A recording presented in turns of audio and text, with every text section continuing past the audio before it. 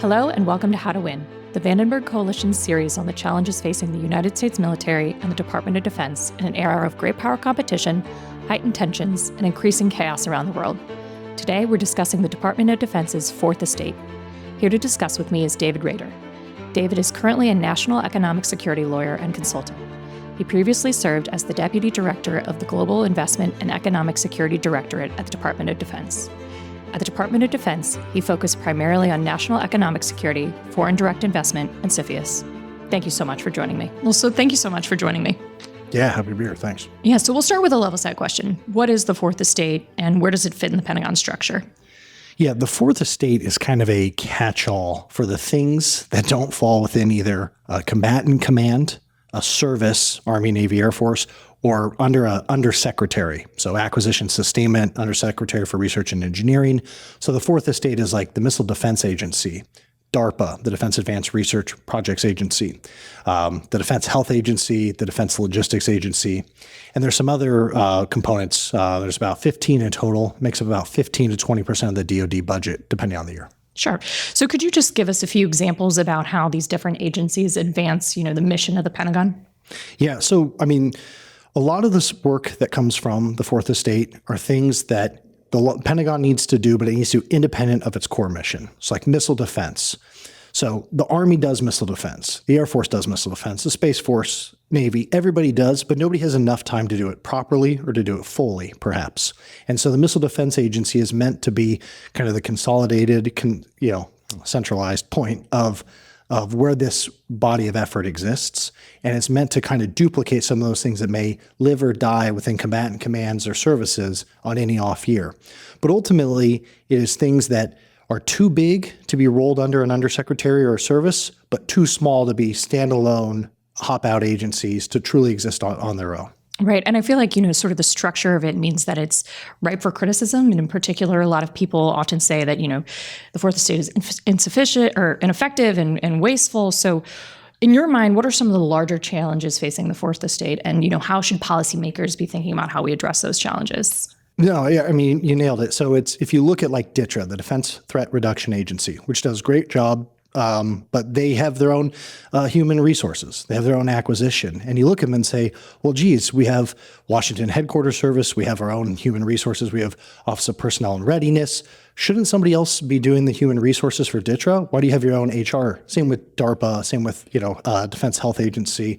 And they have their own acquisition shop. And you think, well, geez, there are service acquisition executives, some, within OSD, ANS, acquisition sustainment. It's an entire undersecretary of just acquisition. So it's very easy to look at the org chart and go, well, you're clearly duplicating some other part of government. And a lot of this stuff was created because these organizations found that they were being left behind when working with core DoD. But also when you look at them and you think, are you guys doing the best? Is this the most modern? Because you don't have enough money to make it really proper and advanced like a service or like an undersecretary, but it's just enough to where you can look at it and go, well, if this is being done somewhere else, we should cut this. Right. And so, I think one of the calls that we often see is that we have an increased need for oversight and better management. And one of the solutions that people often put forward is, well, we need better data. And that way we can figure out what our personnel needs are and, what our work needs are. So that being one portion of the things that's necessary for better oversight, what are other components that you think might be useful in that? Yeah, the whole department is kind of undergoing a self-evaluation of how we interact with data, what we use data for, how we even gain data or, gather data. The problem you have here is a lot of people look at something like DLA, the Defense Logistics Agency, and you think, well, geez, doesn't Amazon run warehouses? Doesn't Amazon have it so you can click and buy socks, toothbrush, a kid's toy, and have it delivered to your house within 24 hours? DLA, where are you relative to that? And the answer is they're way behind. And so when you look at their data management practices, their data security, when you look at healthcare, there's a lot of room for improvement. GAO, the Government Accountability Office, has done a lot of reports on them. And there's some troubling reports to read where you realize how far behind they are. And it gets back to our earlier point of because they kind of fall in that gap, they have enough money to where they try it, but they don't maybe do it as well as they could or should. And therefore, they also don't have enough oversight. And again, if I was picked tomorrow to be Secretary of Defense and somebody came to me and they said, Rader, we're not building enough submarines. The Army didn't hit their recruitment numbers. We don't know which airplane to pick. Oh, and DTRA has a human resources system we don't like. That DTRA HR program is the last thing I'm going to go fix. I'm building my subs. I'm getting more soldiers. I'm fixing the airplanes. And within a 4-year cycle, it sounds like a long time, or even 8 years, most secretaries don't have time to work their way down to that issue. And so it just persists. And so you read reports from 2013 where it says insufficient data usage management protection, 2017, 2021, like it doesn't matter the administration of the year. And so when you read these things and you look for areas for improvement, they're perennial, they're perpetual, to be honest, but I don't know how that you get it into a secretary's, immediate to-do list, and thus this issue remains. Right. So that sort of leads into my next question in terms of, there isn't your traditional service chief or service secretary in charge of the Fourth Estate. And so I think that can sort of lead to, duplication of efforts and things like that. Would that assist with what you're talking about in terms of making it a more of a priority, or do you think it would maybe potentially hinder? Yeah, I mean, that's the ultimate question because I don't know, because it hasn't been done. So I can't point to it and say yes or no. In a perfect world, there are a lot of things out of it you could break out. You could break up parts of it and ship off to services or combatant commands or undersecretaries to own that mission set. You can make them the executive agent for it. You could find true efficiencies in that. Clustering them all together doesn't make them just this smooth operating organization. It's kind of like creating DHS again. It's saying, here's a bunch of things that we don't know where to put them, so we're just going to stick them all together. And that also doesn't solve this problem. So there is no perfect answer to this because it hasn't been done, but there has to be more of a business approach to this. And the problem is the Department of Defense historically hires engineers and program managers or other previous military. And what it needs to be doing is also hiring business managers, economists, lawyers, people who have a lot of commercial experience, because they would quickly look at these problems and think, geez, these are underperforming assets. These are the areas for repair. These are the areas for improvement. This is where I do need more money, truly, if I'm trying to make a healthy, optimized business operation, which is ultimately what the Department of Defense is. Now, we do shoot missiles and bombs and we protect the world, but fundamentally, the day-to-day is a huge and very unique business, and you need more business-minded leaders and business-minded executives in there to help make it a efficient and optimized organization. Well, and to your point, we're thinking about reforms, in particular with the Fourth Estate. We look back at all the attempts made, and particularly, there's the FY19 NDAA. Chairman Thornberry put forward a proposal that would cut, I think 25% of personnel in 7 agencies, but that received a lot of pushback, and in particular, it was because you're not necessarily reducing workload at the same time while cutting billets. So how do we ensure that we're paring down the bureaucracy in a way that actually benefits us, not cutting what's actually essential, and making sure that we shift the workload into a department that can actually handle it? Well, you have an inversion of incentives here. So, and I'll pick on the Defense Health Agency. I've never worked there, but I know them like I know the rest of the department. Every commander who comes in or leader or executive who comes in thinks, I want to do all these things. I want to make this a really impactful, meaningful organization. I want to grow my budget. I want to add more people. I want to protect what is mine.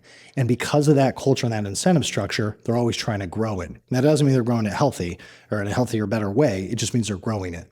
And then it persists. And then you go to Congress and you say, we have to cut Defense Health Agency. And they go, you want to cut healthcare for our soldiers?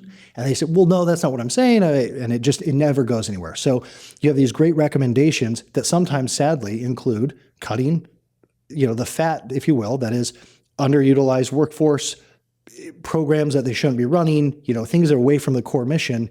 And it's very hard for any leader or executive to say, you're right, we should do less. We should have less money. We would be better served if we had fewer people. And so you have this inversion of incentives again. So it really comes down to Congress and a secretary, the next Secretary of Defense, whomever it is, or 4 years, 8 years down the road, really owning this and saying there is somewhere between 10 and 25% of DoD that could go out the door today and would make it actually a better place. And I don't want to over-commercialize it, but you think of what Elon Musk did to Twitter or X. Twitter still runs fine. I think numbers of users have gone up exponentially, and he cut like 80% of the staff. So the world didn't end because he made this very smart business decision. And Congress and the DoD need to be thinking about itself and these organizations. And this is, again, across the whole department. But they need to be thinking about it in that same sense of We are not going to run out of ships if we cut out the third human resources office out of the Navy. Mm-hmm. So it sounds, a little bit to me that there's also a messaging problem. It's like, we want to cut this thing, but you can't cut healthcare for soldiers. So what should, a potential next administration be thinking about in the way that they're messaging and the way that they're leading? What is it? We should just go in and say, this is what's happening, or should it be a sort of larger review? Yeah, you kind of have three pathways here. One, and a lot of folks won't like this, but I'll just say it, is you do need people to rise to the ranks, both in the appointee class, because they're truly the decision makers, who have spent a long time in the Pentagon or the services, because they know where the skeletons are buried. And if a former 3-star general or 4-star in General Mattis's case comes and says, this has to get cut, it's not some outsider who doesn't understand how this works. It's somebody who truly cares about this. They wouldn't have spent 40 years in this mission working this, and they would still look and honestly and objectively say this needs to be cut. Two, the congressional members need to kind of relinquish some of their control and their sensitivity towards congressional districts. There are a lot of programs, and this is mostly when it comes down to programs of record, but they'll say, we don't really need this program anymore. I'm making this up here. The Air Force doesn't want it. They told us they don't want it, but those are jobs in my district, and I'm going to keep it going. We need to find a way for Congress to either modify that, to restructure it. And so I don't have a perfect example for that because I've never worked on the Hill, but I do know enough to know that Congress is very sensitive to district and geography influence from cuts in the government. DFAS, the Defense Finance and Accounting Service, is based out of Indianapolis. And they have some other offices, Columbus, I think, and Cleveland. And that's one of those places that every year somebody says, why can't JP Morgan do this? Or Wells Fargo, Bank of America. I'm not advocating for any commercial entity, but a commercial entity. And it's those members and those senators who always say, don't you dare touch this. Mm-hmm. And so it sounds like we all need to be making actual hard decisions in terms of our priorities, which kind of leads me to my next question, thinking about your specific work when you were at OSD and economic national security. You've written a bunch about how the United States lacks a strategy and organizational structure and dedicated leadership to countering the economic threat from China. So how would you sort of assess how the Pentagon does that? Right. So the Pentagon's in its infancy of kind of solving this problem. I'll back up to say critical minerals, rare earths, however you want to define it, commodities, germanium, tantalum, tungsten, copper, everything we use in everyday products, iPhones, all the way up to satellites and nuclear missiles. All those things matter to the DoD. They matter to the Department of Commerce. They matter to the Department of State. They matter to the Department of Energy. They matter to the White House. And because of that, nobody owns it. So if there's somebody, I'm making up the scenario, but if there's a mine in Africa that's owned by a Dutch company, and they say, the only people that are trying to buy our mine are the Chinese or PLA, SOE, CCP affiliated entities, who do you call in government? You call the State Department maybe, and they would say, well, we don't acquire anything, we don't operate things, we don't have money. So they would call DoD, who says we have money, but we don't contract with mines overseas. So you just get this constant loop where everybody says, I care about this, but it's not my money, my resources, my authority is my problem. And so these kind of problems get passed around. And so a lot of our economic issues exist in this space. It's really frustrating because you have air, land, sea, and space as the combatant, war-fighting domains.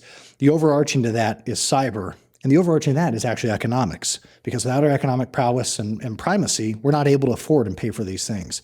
Buying an aircraft carrier that you're going to pay for 50 years requires you to have a really robust economic outlook. They're expensive. We have a whole bunch of them. We have a whole bunch of expensive assets. And so we need to be thoughtful about the relationship between capital and national security.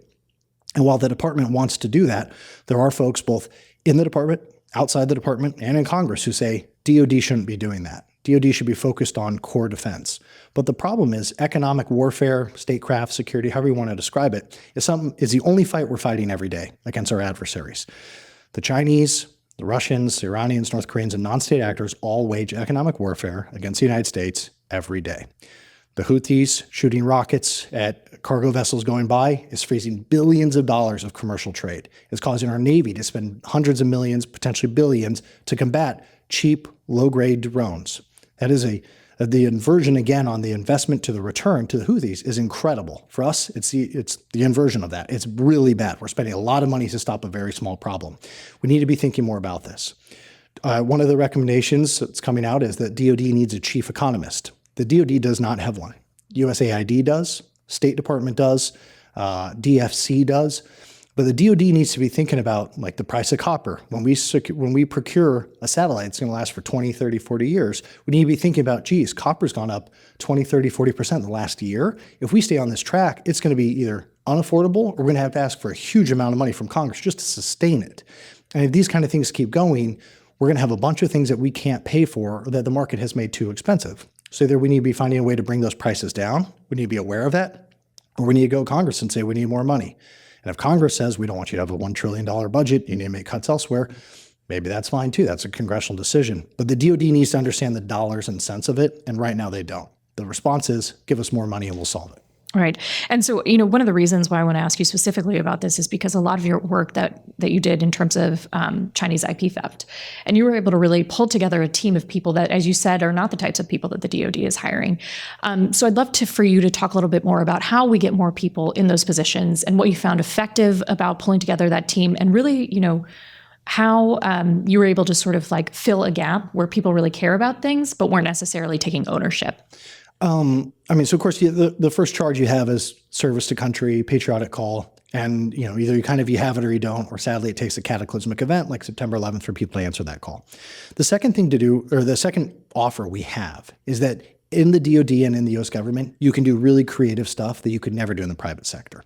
If you're an investment banker or a lawyer, it takes years for you to rise through the ranks to where you can probably do something that to you feels impactful. For example, when I was at the U.S. Attorney's Office, my colleagues there, the proper assistant U.S. attorneys, they would try dozens of cases a year, first, second year assistant U.S. attorneys. If you went to a big law firm, you might not try a case ever, let alone probably not until you're 15 or 20 years at the firm.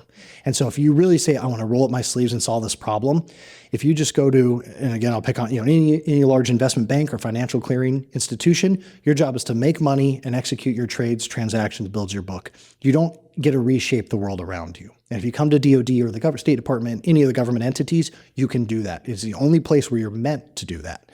And so you get a lot of leeway to solve really creative or really challenging problems in a creative way. And so, a lot of intellectually curious people, skilled people who are maybe looking at their current commercial jobs and say, this is great, but it's missing something that really pulls me, into my work.